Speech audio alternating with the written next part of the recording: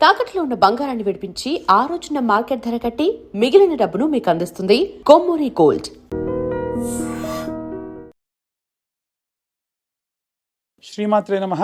శ్రీ గురుభ్యో నమః. పరాభవనామ సంవత్సరంలో ద్వాదశ రాశుల వారికి కూడా ఎలా ఉండబోతుంది, వారి యొక్క ఆదాయము, వ్యయము, రాజ్యపూజ్యము, అవమానము, వీటి గురించి సంక్షిప్తంగా తెలుసుకునే ప్రయత్నం చేద్దాం. కన్యారాశి.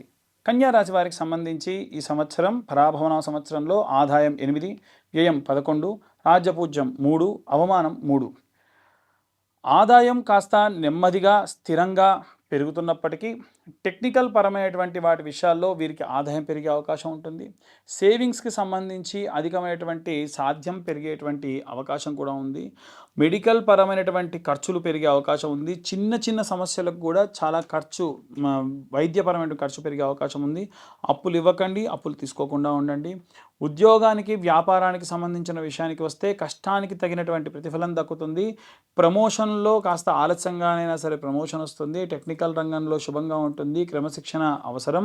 అలాగే వ్యాపారానికి సంబంధించిన విషయానికి వస్తే అకౌంటింగ్, కన్సల్టెన్సీ, డిజైన్ రంగాలకి లాభం.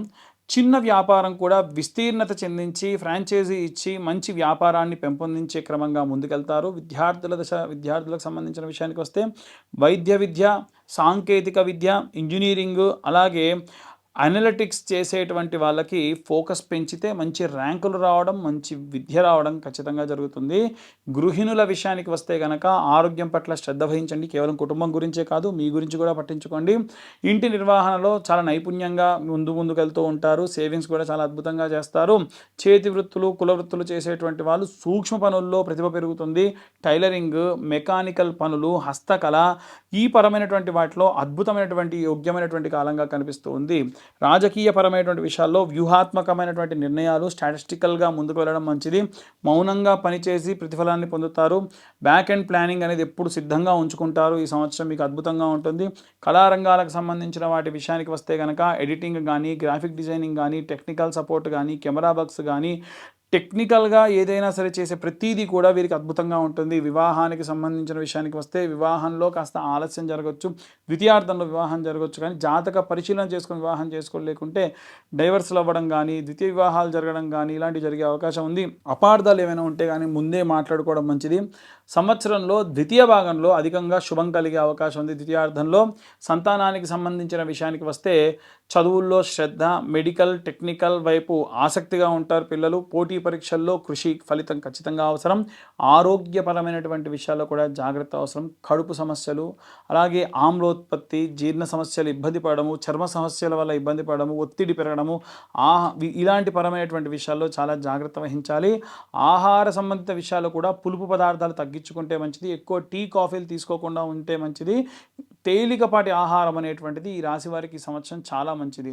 కన్యా రాశి వారికి సంబంధించి గోచార రీత్యా గురు గోచారంలో ఆర్థికాభివృద్ధి, అలాగే ధనయోగము, విద్యలో లాభము, కుటుంబంలో కుటుంబ సహకారాలు పెరగడము, గురువు యొక్క రక్షణలో ఈ సంవత్సరం అద్భుతంగా ఉంటారు.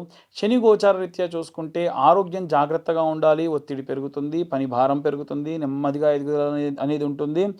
శని మందగమనుడు కనుక లాభము క్రమశిక్షణతో ఉంటే లాభం ఉంటుంది. దీర్ఘకాలిక స్థిరత్వం ఉంటుంది. ఎక్కువ రోజులు మీరు ఏ పని చేస్తే ఆ ఇండస్ట్రీలో ఉంటారు. రాహు గోచార రీత్యా చూసుకుంటే భాగస్వామ్య రంగంలో ప్రభావం, వ్యాపార భాగస్వాములు, అపార్థాలు ఎక్కువ అవుతాయి. వివాహ సంబంధిత విషయాలు కూడా, వైవాహిక జీవితంలో కూడా ఇబ్బందులు, ఒడిదుడుకులు ఎక్కువగా ఉంటాయి. ఒప్పందాల్లో జాగ్రత్తగా ఉండండి. కేతు గోచార సంబంధితమైనటువంటి విషయాల్లో ఆధ్యాత్మికత, అలాగే ఏదైనా సరే లోతుగా ఆలోచించి నిర్ణయాలు తీసుకోవడము, పాత స్నేహితులని కాస్త దూరం పెట్టడం లాంటివి జరగచ్చు. బుధగ్రహం యొక్క ప్రభావం వలన అత్యంత ముఖ్యమైనటువంటిది శుభకరంగా ఉంటుంది ఈ సంవత్సరం వీరికి. మేధస్సు, విశ్లేషణ శక్తి, టెక్నికల్ ప్రతిభ ఏవైనా సరే పెరిగే అవకాశం ఉంది. ఏదైనా నష్టం జరుగుతుంది అంటే అతిగా ఆలోచించడము, స్వల్ప విషయాలను పెద్దవి చేయడము, ఇలాంటివి జరిగే అవకాశం ఉంది. మార్చి నుండి జూలై ప్రాంతం వరకు ఆరోగ్యం పట్ల జాగ్రత్తగా వహించండి. అలాగే జూలై నుండి కనుక సెప్టెంబర్ వరకు చూసుకుంటే ఉద్యోగంలో పురోగతి, విద్యలో శుభం కలుగుతుంది. సెప్టెంబర్ నుండి మనం డిసెంబర్ ప్రాంతం వరకు ధనలాభము, కుటుంబ శుభము, అలాగే డిసెంబర్ నుండి మార్చి వరకు భాగస్వామ్య విషయాల్లో జాగ్రత్త, వైవాహిక జీవితంలో జాగ్రత్తగా ఉండండి. కన్యారాశి వారికి సంబంధించి చేసేటువంటి శాంతి పరమైనటువంటి పూజలు ఏమైనా ఉన్నాయి అని అంటే దేవతారాధన, దుర్గాదేవి యొక్క ఆరాధన, మహాలక్ష్మి ఆరాధన, అలాగే విష్ణుమూర్తి యొక్క ఆరాధన చేయడం మంచిది. అలాగే శుక్రవారం నాడు దుర్గా స్తోత్రము, దుర్గా కవచం చదవడం మంచిది. చండీ హోమాలు లాంటివి ఆచరించడం మంచిది. లలితా సహస్రనామాలు చేయడము మంచిది. దానాలు చేయాల్సినటువంటివి ఏమిటంటే పచ్చ వస్త్రం, అంటే ఆకుపచ్చ వస్త్రంలో పెసళ్ళు, ఏదైనా సరే దేవతలకు సంబంధించి ధ్యానం చేసుకునే వీలుగా ఉండేటువంటి, పారాయణ చేసుకునేటువంటి వాటిని ఆ వస్త్రంలో పెట్టి గనక పుస్తకాన్ని దానం చేయడము, ఔషధులు దానం చేయడము, గురువులకు కానీ పెద్దలకు కానీ మందులు కొనియడము. శుభవర్ణము ఏమిటి అంటే ఆకుపచ్చ వర్ణము, లైట్ గ్రీన్, క్రీమ్ కలర్ అనేటువంటిది. వీరు ధరించాల్సిన రత్నం ఏంటంటే జ్యోతిష్యుల యొక్క సలహా మేరకు తీసుకోండి, జాతి పచ్చ ధరించడం మంచిది. వీరు నివారణ చేయాల్సినటువంటివి ఏమైనా ఉన్నాయా అంటే శుక్రవారం నాడు వివాదాలకు వెళ్లకుండా ఉంటే మంచిది. అనవసరంగా విమర్శలు పెరిగే అవకాశం ఉంటుంది. పులుపు అధికంగా తినకుండా ఉంటే మంచిది. ఓవరాల్గా కన్యారాశి వారికి సంబంధించి క్రమశిక్షణ ఈ సంవత్సరం చాలా అద్భుతంగా ఉంటుంది. గురు ఆర్థిక రక్షణ, శని ఆరోగ్య పరీక్ష, భాగస్వామ్య జాగ్రత్త, సహనం ఉంటే పెద్ద పెద్ద విజయాలు సాధించేటువంటి అవకాశం ఖచ్చితంగా ఉంది. ఓవరాల్గా కన్యారాశి వారికి సంబంధించి తిథి, వార, నక్షత్ర, యోగ కరణాన్ని బట్టి గోచార రీత్యా ఇప్పటి వరకు ఇవన్నీ కూడా చెప్పడం జరిగింది. ఇంకా ఎవరి జాతకం వారికి డీటెయిల్గా కావాలనుకుంటే మీ పేరు, మీ date of birth, time, place కింద ఉన్న నెంబర్ కాంటాక్ట్ చేస్తే డీటెయిల్గా జాతకం గురించి చెప్పడం జరుగుతుంది. అలాగే ఈ సంవత్సరం ఇంకా ఈ ఉగాది రోజున మనం ఎలాంటి జాగ్రత్తలు తీసుకోవాలి, ఎలాంటి మంత్రపఠనం చేయాలి, అలాగే అసలు ఉగాదిని మనం ఎందుకు జరుపుకుంటాము, ఇలాంటి విషయాలన్నీ ఇప్పుడు మనం తెలుసుకుందాం. ఉగాది అంటే యుగమునకు ఆది. పూర్వము సోమకుడు అనేటువంటి రాక్షసుడు వేదాలన్నింటినీ తస్కరించి సముద్ర గర్భానికి వెళ్తే మత్స్యావతార రూపంలో స్వామివారు ఆ యొక్క సోమకుడిని సంహరించి ఆ వేదాలన్నింటినీ కూడా తీసుకెళ్ళి బ్రహ్మదేవుడికి అప్పగించి ఈ యొక్క సృష్టిని సృజించినటువంటి రోజే ఈరోజు. కాబట్టే యుగమునకు ఆది ఉగాది అంటారు. అంటే మనందరం కూడా పుట్టింది, మన మూలాలు పుట్టింది ఈరోజే. కాబట్టి మనందరి పుట్టినరోజు ఈరోజు. ఈ రోజున మనము తలకు నూనె పెట్టుకోవడము, నలుగు పెట్టుకోవడము, అభ్యంగన స్నానం చేయడము, కొత్త వస్త్రాలు ధరించడము, ఆ వస్త్రాలకు కాస్తంత పసుపు పెట్టుకొని దేవతల దగ్గర షడ్రుచులతో కూడినటువంటి పచ్చడిని నైవేద్యంగా పెట్టి మన సంకల్పాన్ని చెప్పి, మన రిజల్యూషన్ అంటారు కదా, అందరూ న్యూ ఇయర్ రిజల్యూషన్ ఏంటి, ఏం తీసుకుంటున్నారు, అసలు న్యూ ఇయర్ కానే కాదు. ఎందుకు అంటే అక్కడ ఏమీ మారదు. మనకు ఉగాది రోజునే అన్నీ మారుతాయి.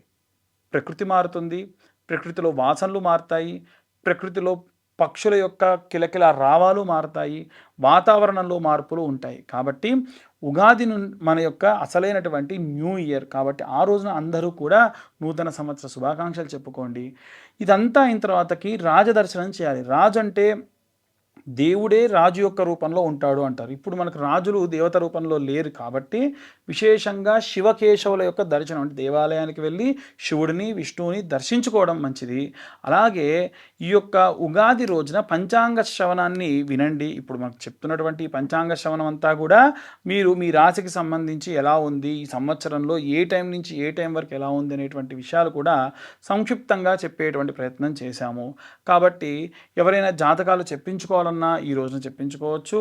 అలాగే వీలైనంత వరకు కూడా ఈ సంవత్సరంలో ఎవరికైనా వివాహం కాని వారికి, సంతానం కాని వారికి ప్రత్యేకమైనటువంటి హోమాలు నిర్వహించడం జరుగుతుంది. ఆసక్తి కలవారి కింద ఉన్న నెంబర్కి కాంటాక్ట్ చేయొచ్చు. సర్వే జనా సుఖినో భవంతు. స్వస్తి.